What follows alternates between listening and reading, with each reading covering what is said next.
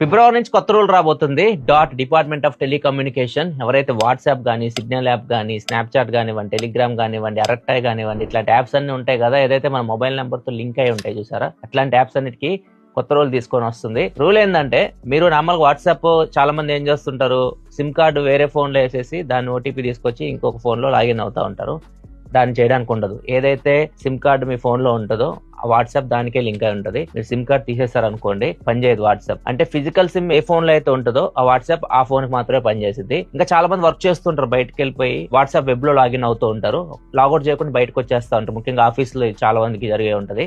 So దీన్ని కూడా solution తీసుకురాబోతున్నారు. మీరు వాట్సాప్ వెబ్ లో లాగిన్ అయినా, లేకపోతే కంపెనీర్ మోడ్ వేరే ఫోన్ కి మీరు పెట్టేసినా గానీ అన్ని 6 hours వరకే పనిచేస్తాయి. 6 hours తర్వాత లాగౌట్ అయిపోతాయి, మళ్ళీ మీరు ఫ్రెష్ గా లాగిన్ అవ్వాల్సి ఉంటుంది. ఎందుకు ఇది తీసుకొస్తున్నారంటే కొత్త రూల్, సైబర్ క్రైమ్స్ ని తగ్గించడానికి. ఇండియాలో సైబర్ క్రైమ్స్ భయంకరంగా పెరిగిపోతూ ఉన్నాయి, చాలా స్కామ్స్ జరుగుతూ ఉన్నాయి.